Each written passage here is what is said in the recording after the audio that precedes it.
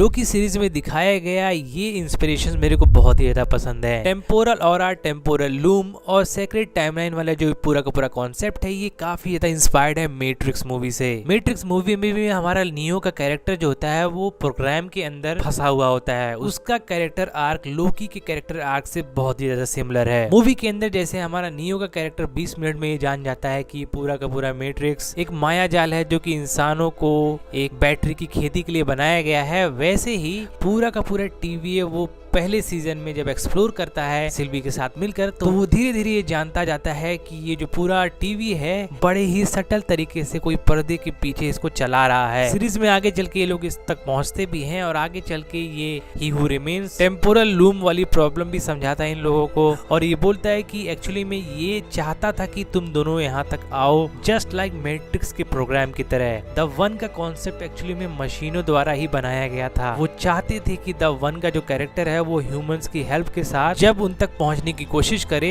तो जो humans machine के बाहर जो प्रोग्राम के बाहर लोग रह रहे हैं उनको वो ट्रैक कर सके, उनको मार सके। ये जस्ट लाइक टीवीए की तरह ही है। जो भी वेरिएंट टाइम लूप को तोड़ता था उसको टीवीए वाले ले आते थे और उसको प्रून कर दिया करते थे। बाहर यूनिवर्स में रहने वाले जितने भी लोगों का टेम्पोरल ऑरा है इस पूरी सेक्रेट टाइमलाइन से कनेक्टेड है और इस सेक्रेट टाइमलाइन को टेम्पोरल लूम प्रोटेक्ट करता है। टेम्पोरल लूम में जब इनफाइनाइट टाइमलाइंस बन जाते हैं ही हू रिमेन्स भी फिक्स नहीं कर पाता। इसको आगे चल के लूम को हटाकर लोकी फिक्स करता है। आगे चल के एवेंजर्स डूम्सडे और सीक्रेट वॉर के अंदर मल्टीवर्स में दुनिया जमाने के जो लोग रह रहे हैं उनका जो टेम्पोरल ऑरा इन टाइमलाइन से कनेक्टेड है उन सब से छुटकारा आगे चल के हमारा डॉक्टर डूम का कैरेक्टर या एवेंजर्स जो भी है वो दिलाएंगे। और आगे चल के जितने भी एवेंजर्स और दुनिया जमाने के सुपर हीरोज है उनको जब पता चलेगा कि उनके यूनिवर्सेस के जिनकी प्रोटेक्शन वो करते हैं अपने यूनिवर्स में उनको पर्दे के पीछे टाइमलाइंस बना के कोई कैंग के कितने सारे वेरिएंट्स हैं जो कंट्रोल कर रहे हैं और पर्दे के पीछे जो कंट्रोल करने वाले जितने भी वेरिएंट्स हैं यही उनके सबसे बड़े दुश्मन हैं। अपने यूनिवर्स के लोगों को सबसे पहले इनसे आजादी दिलानी है। मैट्रिक्स मूवी में ये दिखाया गया जो ये माया जाल मैट्रिक्स था या फिर लोकी सीरीज में दिखाया गया ये सेक्रेट टाइमलाइन प्लेटो नाम के एक फिलोसोफर की बहुत ही कमाल की स्टोरी थी, उससे इंस्पायर्ड है ये। प्लेटो की जो ये स्टोरी थी इसमें हमारे कुछ ग्रुप ऑफ प्रिजनर्स होते हैं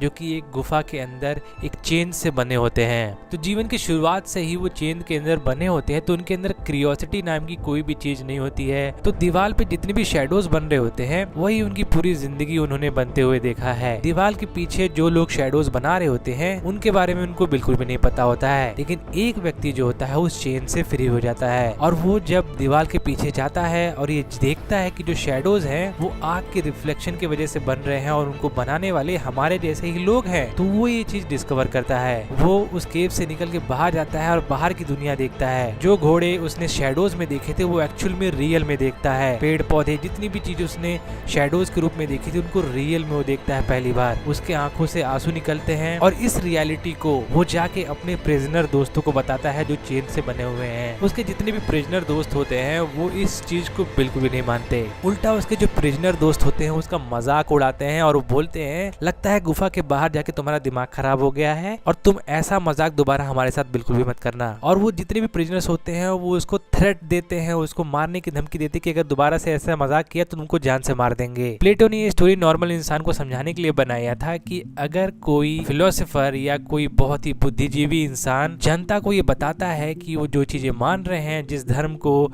या फिर जिस भी नेता की बात को मान रहे हैं वो गलत है, वो पूरी तरीके से ब्रेन वॉश्ड है, तो लोग उसको चूतिया मानते हैं, उस फिलोसोफर को बेवकूफ मानते हैं। मैट्रिक्स मूवी का नियो और हमारा लोकी वही बंदा है जो अपने लोगों को समझा रहा होता है कि जिस बिलीफ को मानते हैं वो पूरी तरीके से झूठ है।